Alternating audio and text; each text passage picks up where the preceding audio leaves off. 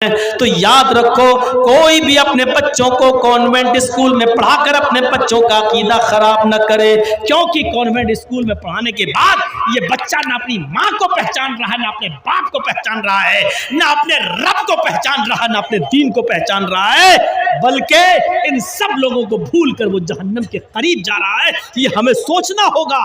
अपने बच्चे को पढ़ाने लिखाने के चक्कर में उसने अपने दिन रात एक कर दिया और अपने छोटे से बच्चे का नाम पटना के कॉन्वेंट स्कूल में लिखा दिया। बच्चा धीरे धीरे पढ़ता गया और अच्छी तालीम हासिल करने के बाद उसने किसी तरीके से इंटर कर लिया।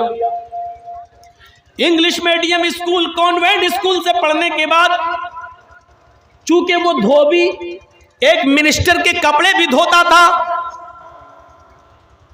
इसलिए मिनिस्टर से उसके किसी तरीके से अच्छे ताल्लुकात हो गए और उसने मिनिस्टर से सिफारिश करके अपने बच्चे की आला तालीम के लिए गुजारिश करके उसको लंदन भिजवा दिया। मोहल्ले में बड़ा शौक था, खुश था, एक धोबी का बेटा, वाह धोबी की किस्मत देखो, धोबी ने क्या अपने बच्चे को पढ़ाया। धोबी का बेटा तो आज लंदन में ऑक्सफोर्ड यूनिवर्सिटी में पढ़ रहा है। ये बेटा 4 साल के लिए लंदन चला गया। उस जमाने में मोबाइल नहीं थे, उस जमाने में टेलीफोन ये रिसीवर वाले थे या लेटर। 1 साल 3 साल 3.5 साल मुकम्मल करने के बाद बेटे ने एक लेटर लिखा अपने बाप को, पिताजी बहुत अच्छी पढ़ाई चल रही है हमारे यहाँ और आप हमारी तरफ से चिंता करना छोड़ दीजिए। मैंने यहाँ इंग्लिश में ये डिग्री ले ली है और मैंने यहाँ अपने मिजाज से अपनी आदत से मेल खाने वाली एक क्रिश्चियन लड़की से शादी भी कर ली है। बाप को धक्का लगा, लेकिन सोचा कि ये बेटे की पर्सनल जिंदगी है, चलो शादी कर ली, कोई बात नहीं, उसको उसके मिजाज के मुताबिक लड़की मिल गई, अच्छी बात है। पूरे 4 साल करने के बाद बेटे ने अपने बाप को लेटर लिखा कि पिताजी मैं फला दिन दिल्ली उतरूंगा और फिर दिल्ली से फला ट्रेन से मैं पटना की स्टेशन पर उतरूंगा, आप मुझे लेने के लिए आ जाना। इस 4 साल की जिंदगी में बहुत कुछ बदल चुका था। बाप अभी भी धोबी था, लोगों के कपड़े धुलकर अपने घर का खर्चा चलाना उसकी आदत थी। पता चला कि आज मेरा बेटा दिल्ली उतर गया और ट्रेन पर बैठकर कल आएगा। बाप अपने ही हुलिये में चंद लोगों को लेकर स्टेशन पहुंचता है। इन ईसाई मिशनरियों ने क्या दिया और कॉन्वेंट स्कूलों ने क्या दिया वो मैं बतला रहा हूं आपको, बुरा लग रहा होगा आपको, लेकिन सुनिए यह हकीकत है। मदरसों से नफरत करोगे तो ये दिन देखना पड़ेंगे। ट्रेन आती है, एक कोच से लड़का निकलता है और उसकी क्रिश्चियन बीवी भी निकलती है जो भी हिंदी से नावाकिफ है, जो बिल्कुल हिंदी नहीं जानती है। पटना की रेलवे स्टेशन पर ये लोग उतरते हैं, गले मिला जाता है। बाप ने अपने बेटे को फर्ते मोहब्बत में सीने से चिपका लिया कि आज मेरा बेटा पढ़ लिख कर आया है। क्रिश्चियन लड़की थी, वो क्या जाने भारतीय सभ्यता को, न उसने सर पे ओढ़नी डाली और हिंदू भाइयों में जैसे पैर छुए जाते ससुर के, उसने ऐसा कुछ नहीं किया। बाप ने सोचा कि हम इंग्लैंड का जो हाल है वही होगा, यहां आएगी तो धीरे धीरे सब देख लेगी, संभल जाएगी। बाप ने फरते मोहब्बत में अपने बच्चे का, अपने बेटे का, अपनी बहू का सारा सामान उठाकर अपने सर पर लाद लिया। बाप बाप होता है। चलो अब मेरी गरीबी के दिन दूर हो जाएंगे, मेरा बेटा पढ़ लिख कर आया है, मिनिस्टर से बात करके उसको नौकरी लगवा देंगे, या इतनी बड़ी डिग्री मिल गई है वो उसको खुद ही नौकरी मिल जाएगी। फरते मोहब्बत में बाप ने सामान उठा लिया अपने सर के ऊपर और लेकर चलने लगा। उसकी बीवी समझ नहीं पाई कि ये कौन आदमी है और कुलियों की तरह अपने सर पर सामान कैसे लाद लिया। उसने पूछा, हु इज ही? क्रिश्चियन लड़की अपने पति से, हस्बैंड से पूछती है, हु इज ही? वो कौन है जिसने ये सामान अपने सर पर लाद लिया? 4 साल लंदन में पढ़कर आने वाले लड़के ने देखा कि मेरी बीवी मेरी बाप को बहुत बुरी नजरों से देख रही है और ऐसा तो कभी लंदन में होता नहीं था। तो उसने आइडेंटिटी छिपा ली, ये नहीं बताया कि ये मेरा बाप है। उसने कहा, क्या हुआ? Who is he? कौन है? लड़के के मुंह से जुमला निकला, ही इज माई सर्वेंट, ये मेरा नौकर है। बाप चाहे कितना बड़ा गंवार रहा हो, लेकिन टूटी फूटी इतनी अंग्रेजी तो जानता ही था। बाप आगे आगे सामान उठाकर चल रहा था। जब उसकी बीवी ने पूछा, हु इज ही? वो कौन है? और उस पर बेटे ने जवाब दिया, ही इज माई सर्वेंट, तो कदमों के नीचे से जमीन सरक गई। दिल को चोट लगी। एक मर्तबा तो सोचा काश जमीन फट जाती, मैं जमीन में धंस जाता। क्या यही दिन देखने के लिए अपने बच्चे को कॉन्वेंट में डाला था? क्या यही दिन देखने के लिए मैंने मिनिस्टर से सिफारिश करके मैंने लंदन पढ़ने के लिए भेजा था? और क्या लंदन में 4 साल रहने के बाद ये वो सीख कर आएगा? बेटे ने जो जवाब दिया उस पर बाप को इतना सदमा नहीं हुआ जितना सदमा फ्यूचर को लेकर, मुस्तकबिल को लेकर होने लगा कि अब मेरी जिंदगी तो चंद दिनों की है। ये अंग्रेज औरत जो मेरे घर में आ गई, इससे जो बच्चे पैदा होंगे उन बच्चों का क्या होगा? मेरे मरने के बाद मेरी बीवी को भी अपनी मां समझेगा या नहीं समझेगा? ये औरत उसको अपनी सास मानेगी या ना मानेगी? इधर मैं मर गया तो मेरी बीवी कहीं दर दर की ठोकर ना खाने लगे, 2 टाइम का कोई खाना भी देगा या ना देगा? ये सारे ख्यालात उसके जहन में आने लगे। फिर भी औरत के सामने, उसकी नई बीवी के सामने अपने इस बाप ने अपनी जबान न खोली और सामान ले जाकर अपने घर में रख दिया और एक कमरे में बता दिया कि बेटा ये तुम्हारा कमरा है, ये तुम्हारी बीवी का कमरा है। और खुद नौकरों की तरह रहने लगा कि मेरी बहू को इस बात का इल्म ना हो कि ये मेरा बाप है, वरना क्या सोचेगी और मेरे बेटे की इज्जत में कहीं फर्क ना आ जाए। बेटे को एक नौकरी मिल गई, वो ऑफिस जाने लगा। बाप अपने बेटे का लंच लेकर कभी कभी ऑफिस जाता था। लोग उससे पूछते थे बेटे से, ये कौन है? उस वक्त भी वो सच्चाई बताने से इनकार करता था और कहता था ये मेरा पड़ोसी है। कभी कहता था कि ये मेरा जानने वाला है, कभी कहता था ये मेरे जानने वाले के बाप हैं, कभी कुछ कभी कुछ। एक दिन किसी ने पूछा, भाई बताओ ये रोजाना आता है, ये कौन है? लड़के ने कहा ये मेरे जानने वाले हैं, खाना लेके आते हैं। बाप आज गुस्सा बर्दाश्त न कर सका और बाप ने छोड़ते ही कह दिया, बेटा मैं तेरा नहीं तेरी मां का जानने वाला हूं। बेटा मैं तेरा नहीं तेरी मां का जानने वाला हूं, ताकि सबके सामने एहसास हो सके। लोगों ने कहा क्या मतलब? कहा ये अच्छी तरीके से जानता है इसकी मां कौन है। और मेरा उसकी मां के साथ ताल्लुक है, यानी वो मेरी बीवी है।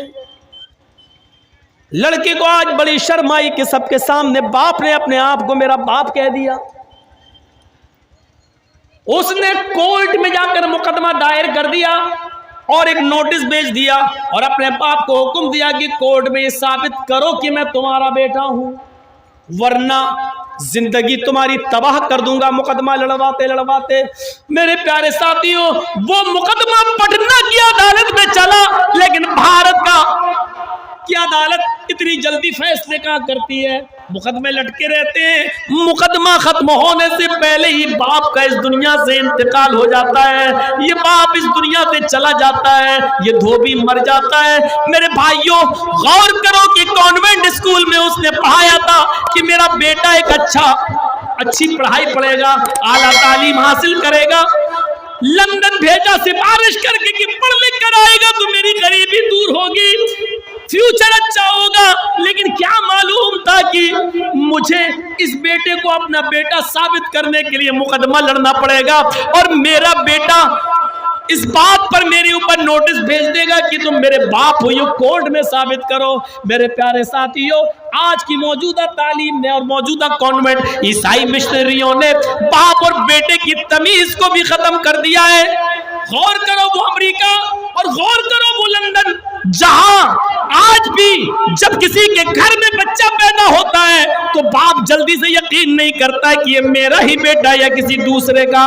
जहां आवारा नस्लों की भरमार हो, जहां शादी से पहले लड़कियां माएं बनती हो, जहां जिस्म को अपनी प्रॉपर्टी समझा जाता हो, कोई जरूरी नहीं कि शादी के बाद पति इस्तेमाल करे। मेरी बॉडी, मेरी जिस्म, मेरी मर्जी का नारा लगता हो कि ये मेरा है, मेरा जिस्म है, मैं जहां चाहूं इस्तेमाल करूं। जहां शादी के बाद भी एक पति को अपनी पति की बॉडी पर पूरा हक न हो, आज उर्जी वहीं से निकलने वाली ईसाइयत और वहीं से चलने वाले ये कॉन्वेंट स्कूल, मेरे भाइयों, आज हमें कहां पहुंचाएंगे, किस दहलीज में पहुंचाएंगे। इस मर्तबा का रिकॉर्ड देखो, अमेरिका का रिकॉर्ड है, 1 करोड़ लड़कियां शादी से पहले माएं बनी हैं। ये अमेरिका का रिकॉर्ड है इस साल का। 1 करोड़ लड़कियां शादी से पहले मां बन गई हैं। ये वो लड़कियां मां बनी हैं जिन्होंने आलाते मने हमल इस्तेमाल किया था, यानी बच्चा ना हो रोकने वाली दवाएं या रोकने वाली चीजें इस्तेमाल की थी, इसके बावजूद हमल ठहर गया। जिन लोगों ने इस्तेमाल की होंगी और वो कामयाब हो गई होंगी और हमल नहीं ठहरा होगा, अगर उनकी तादाद जोड़ी जाए तो कहां तक पहुंचेगी उसका कोई ठिकाना नहीं है। ये उनकी गिनती है जिन्होंने आलाते मने हमल इस्तेमाल किया और फिर भी हमल ठहर गया। जरा तसव्वुर करो, जहां हरामी बच्चों की कमी ना हो, सड़कों पर टहलने वाले बच्चों को ये नहीं मालूम कि मेरा असली बाप कौन है, वहां से निकलने वाली ईसाइयत और वहां के पैसों से चलने वाले यहाँ कॉन्वेंट स्कूल और उन कॉन्वेंट स्कूलों में पढ़ने वाली हमारी औलादें, और हम समझते हैं कि हम अपने बच्चों का अकीदा महफूज रखेंगे, हम अपने बच्चों की इस्लाह करेंगे, हम अपने बच्चों को पढ़ाएंगे और लिखाएंगे और बहुत बड़ा आदमी बना देंगे और इस्लाम की हम हिफाजत कर ले जाएंगे। मेरे भाइयों, साजिशों का जाल बिछा है, साजिशों का जाल। शायद आपको मालूम है, जिस दिन उत्तर प्रदेश के अंदर दोबारा मुख्यमंत्री बना हुआ योगी आदित्यनाथ, जिस दिन 25 मार्च को शपथ ले रहा था, शपथ दोबारा मुख्यमंत्री बनने की शपथ, जिस वक्त वो शपथ ले रहा था उसी वक्त बहराइच के एक मदरसे पर बुलडोजर चल रहा था। जरा तसव्वुर करेंगे आप, हमारे खिलाफ कितनी साजिशें हो रही हैं, हमारे खिलाफ कितनी प्लानिंग हो रही है। हमारी लड़कियों को कॉलेजेस और यूनिवर्सिटी में जगह पढ़ाने के नाम पर दी जा रही है और कहा जा रहा है कि पढ़ो, लड़कियों को पढ़ाओ अपनी, लेकिन अंदरूनी साजिश ये है कि इन बच्चियों को अपने घर की बहू बनाओ, 2-4 बच्चे पैदा करके इन लड़कियों को तलाक दो, भगाओ और बच्चों को अपना लो। मेरे भाइयों, इन साजिशों को कौन बेनकाब करेगा और कौन समझेगा? 1-2 मौलवी बेनकाब कर रहे हैं तो उसको समझने वाला कोई नहीं है, उसको अपने गरीबानों में उठाने वाला कोई नहीं है। और कोई अगर आपको बताता है तो ये यूट्यूब चैनल चलाने वाले उस पर थंब बना बना कर और ऐसी ऐसी हेडिंग डाल डाल कर ऐसा बना देते हैं कि उस मौलवी को दोबारा बोलने की जुर्रत ना हो और हिम्मत ना हो। मैं हुकूमत से इतना परेशान नहीं हूं जितना इन चैनल वालों से परेशान हूं, जिनको आप लोग एंट्री दे देते हैं और ये मोबाइल वाले हर जलसों में आकर यहाँ लगा देते हैं। आप इनके ऊपर बैंड नहीं लगा पा रहे हैं, आप इनको रोक नहीं पा रहे हैं। इसलिए मैंने खुद अपने आप को रोक लिया है कि अब मैं ऐसी जगहों पर नहीं आऊँगा कि जहाँ आप लोग इन लोगों को ना रोक सके। ये अपनी इनकम के चक्कर में, आज देखिए एक यूट्यूब चैनल पर मेरी तकरीर आई, मैंने बताया एक हदीस थी कि कोई बीवी अपने शौहर को अपने पास आने से अगर रोकती है तो उस पर लानत है। अल्लाह के नबी ने मना फरमाया कि कोई भी बीवी अपने शौहर को अपने बिस्तर पर आने से न रोके, यानी अगर वो अपनी ख्वाहिश पूरी करना चाहता तो करे। इनने थंब बनाया उस पर, उसमें एक लड़का और लड़की को साथ में सुलाया, लिटाया और उस पर हेडिंग डाली कि अपने पति को हम बिस्तरी से रोकने वाली औरत का अंजाम। अरे मेरे भाइयों, चलो ठीक है, हम बिस्तरी से रोकने वाली का अंजाम लिख दो, लेकिन लड़के और लड़की का फोटो बनाना और उसको सुलाना, ये थंब बनाना जरूरी था? एक साथ लिटाना और आधे नंगे कपड़ों में ये थंब बनाना जरूरी था? क्या इन तस्वीरों के जरिए आप जो पैसा कमा रहे हैं, क्या ये हराम नहीं है आपके लिए? जायज तो यह भी नहीं है कि आप अपने मोबाइलों में मौलाना जर्जीस साहब की सेल्फी लें। चलते वक्त एक साहब हमारी फोटो ले रहे हैं, तकरीर के बाद अपने मोबाइलों में ले रहे हैं। इस्लाम इतनी इजाजत नहीं देता है। तकरीर हो रही है, चलो बन गई, रिकॉर्ड हो गई, यूट्यूब पे डल गई, पूरी दुनिया ने सुन ली, चलो एक जरूरत पूरी हो रही है, लेकिन आप मोबाइलों में फिर सेल्फी लें, अपने साथ रखें, ये इस्लाम नहीं है। अल्लाह के नबी ने फरमाया, इन्ना शद्दन्नासी अज़ाबन यौमल क़ियामह अल मुसव्विरून, कयामत के दिन सबसे ज्यादा सख्त अज़ाब उसको दिया जाएगा। कयामत के दिन सबसे ज्यादा सख्त अज़ाब उसको दिया जाएगा। किसको? कयामत के दिन सबसे ज्यादा हार्ड और सबसे ज्यादा सख्त अज़ाब उसको दिया जाएगा जो तस्वीरें खींचते होंगे, जो तस्वीरें बनाते होंगे। पासपोर्ट में फोटो खींचना जरूरी है, उस वक्त ले लो। आधार कार्ड के लिए फोटो जरूरी है, चलो ले लो, लेकिन दुकान पे बैठे अपनी सेल्फी ले रहे हैं, भेज दो। जर्जी साहब आपके पास आया और चाय पी लीजिए, आप चाय पिला रहे, फोटो ले ली, भेज दी, देखो जर्जी साहब हमारी दुकान पे आए। इतनी इजाजत नहीं है इस्लाम के अंदर। अल्लाह के नबी ने यह नहीं कहा अजाब होगा, अल्लाह के नबी ने कहा सबसे ज्यादा सख्त अजाब होगा। जहन्नम का हल्का अजाब तो यह है कि एक चिंगारी पैर के नीचे रख दी जाए तो दिमाग खोलेगा।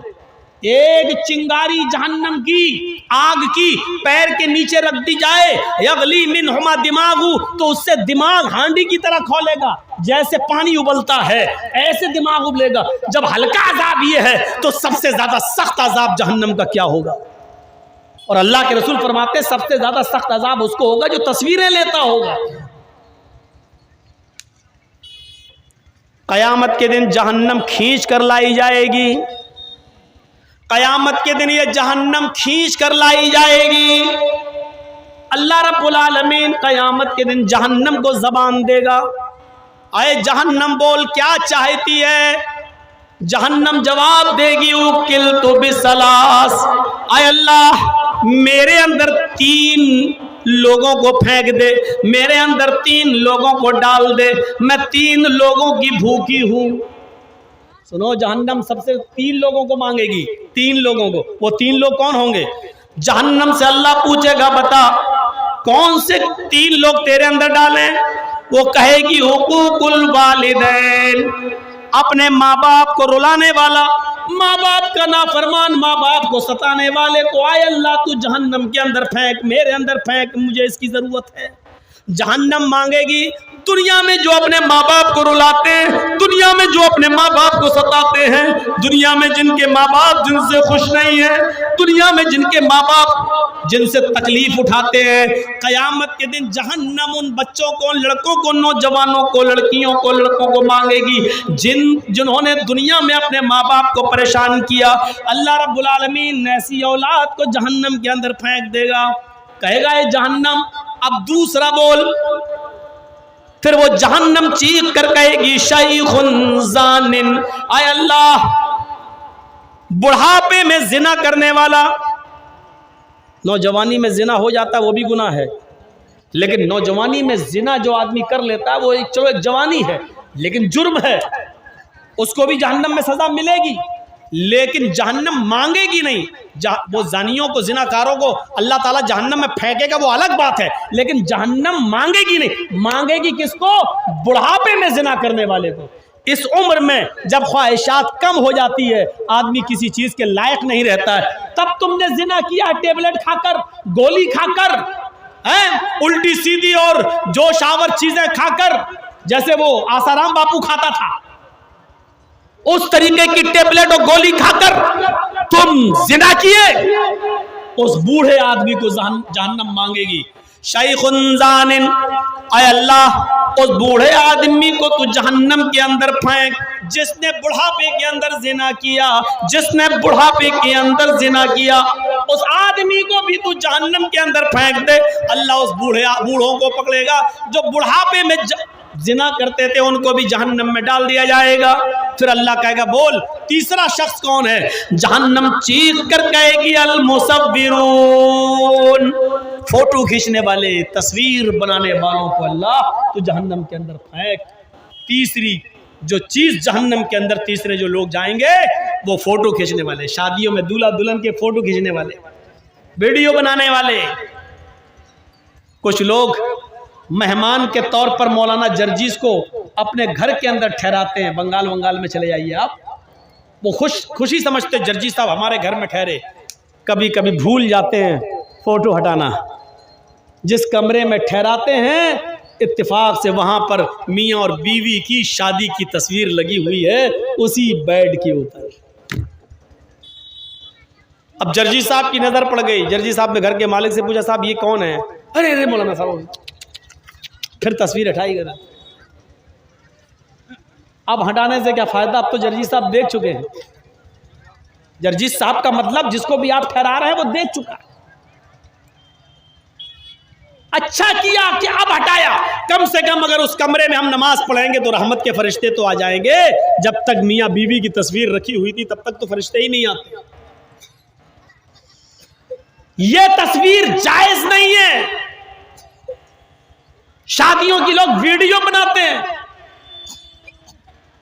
निकाह की भी वीडियो बन रही है। मौलाना जर्जी साहब निकाह पढ़ाने पहुंचे, उनकी भी वीडियो बन रही है। मौलाना ये नहीं कह सकते वीडियो मत बनाओ। हराम काम हो रहे हैं सब। तो अल मुसव्विरून, तस्वीर खींचने वाले, तस्वीर बनाने वालों को जहन्नम में मेरे अंदर डाल, फिर अल्लाह रब्बुल आलमीन इनको जहन्नम के अंदर डाले। सीखो,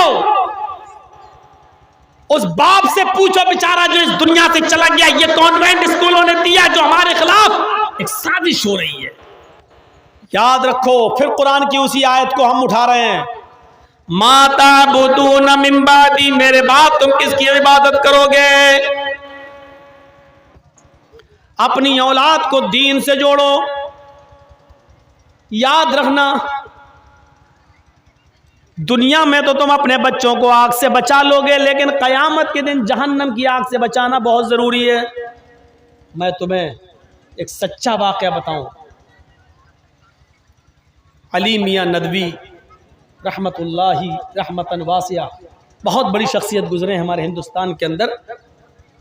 अबुल हसन अली मियाँ नदवी रहमतुल्लाह अलैह, उन्होंने एक तकरीर के अंदर चश्मदीद वाकया बयान किया था। वो बयान कर रहे थे एक जलसे के अंदर कि लखनऊ में एक इजलास था, अली मियां नदवी जैसी शख्सियत इस बात को बयान कर रही है। क्या करूं बेटा, चाय पी लूं?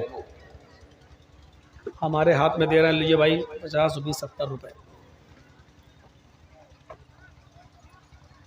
अली मियां नदवी जैसी शख्सियत क्या कह रही, सुनिए।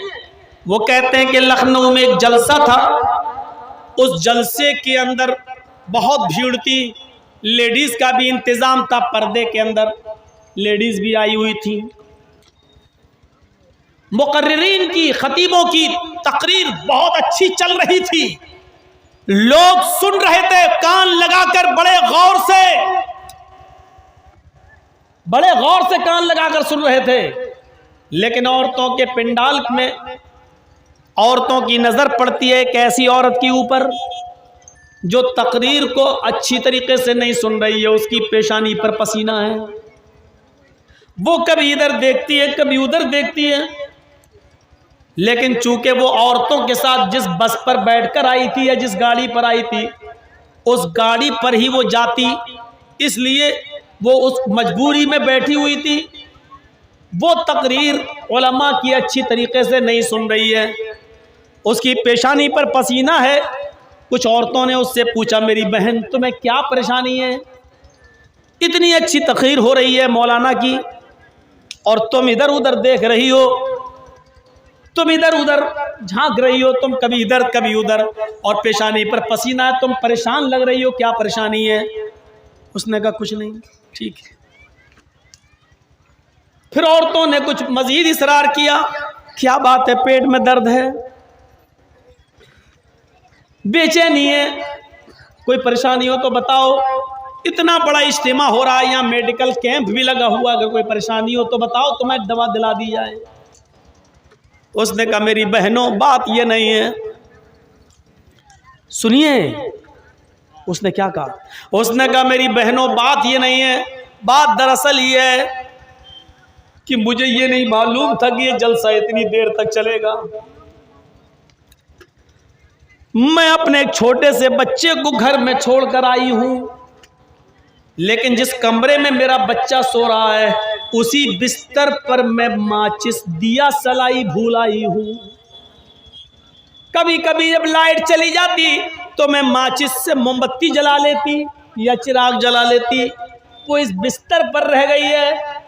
मुझे ये डर लग रहा है कहीं मेरे बच्चे की आंख अगर खुल गई, उस बच्चे ने कहीं माचिस उठा ली और उसकी तीली जलाई और वो अगर बिस्तर पे गिर गई या उसके कपड़े पे गिर गई तो मेरे बच्चे का क्या होगा?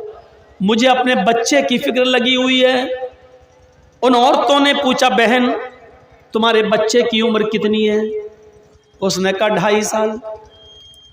औरतों ने हंसते हुए कहा 2.5 साल का बच्चा न सही से उड़ सकता है, न सही से चल सकता है, न सही से वो पानी का गिलास उठा सकता है, लोटा उठा सकता है, माचिस उठाकर तोड़ तो सकता है, लेकिन माचिस की दिया सलाई निकाल कर नहीं जला सकता है। तुम खाम डर रही हो। हम तो समझे 5-6 साल का बच्चा होगा, 2.5 साल का बच्चा है। तुम्हें इतनी दूर की ये ख्याल कैसे आ गया कि वो माच जलाएगा, बिस्तर पे गिर गई है, कपड़े पे, इतना लंबा सोच रही हो तुम? इस औरत ने जवाब दिया हाँ, तुम ऐसा कह सकती हो, तुम ऐसा सोच सकती हो, तुम ऐसा इसलिए कह रही हो क्योंकि बिस्तर पर तुम्हारा बेटा नहीं है। मैं ऐसा इसलिए डर रही हूं कि उस बिस्तर पर मेरा बच्चा है। उस औरत ने कहा कि तुम ऐसा इसलिए कह रही हो क्योंकि वो तुम्हारा बेटा नहीं है, और मैं इसलिए डर रही हूं क्योंकि वो मेरा बेटा है। मैं अपने बेटे को जितना जानती हूं उतना तुम नहीं जानती। बहरहाल गाड़ी तो तभी गई जब जलसा खत्म हो गया। ये औरत कुछ नहीं सुन पाई कि क्या बोले हैं मौलाना, क्या बोले हैं, किस पर अमल करना किस पर नहीं करना। जैसी आवाज आई जल्दी आओ गाड़ी जा रही है, ये बस में बैठी, जिस सवारी पर सारी गांव की औरतें आई थी उसी बस पर ये बैठ जाती है, और जब घर पहुंचती है तो जो जो ख्यालात इसके जहन में थे वो सब कुछ हो चुका था। वो बच्चा उठ भी चुका था, वो बच्चा माचिस की उठा भी चुका था, माचिस से तीली निकाल भी चुका था, माचिस पर रगड़ भी चुका था, और जलती हुई वो तीली बिस्तर पर गिर भी चुकी थी, और बिस्तर के साथ साथ पूरा घर जलकर राख हो चुका था, और उसमें बच्चा भी जलकर राख हो चुका था। इस पूरे वाक़े को बताने का मेरा सिर्फ एक ही मकसद है नौजवानों और बुजुर्गों, जितना हम अपने बच्चों के लिए दुनिया की आग से डरते हैं कि मेरा बच्चा ये ना कर ले, माचिस ना उठा ले, हम इन चीज़ों को अपने बच्चों से दूर रखते हैं। लाइटर दूर रखते हैं, हम माचिस दूर रखते हैं, चिराग दूर रखते हैं ताकि बच्चे का हाथ वहां तक न पहुंचे।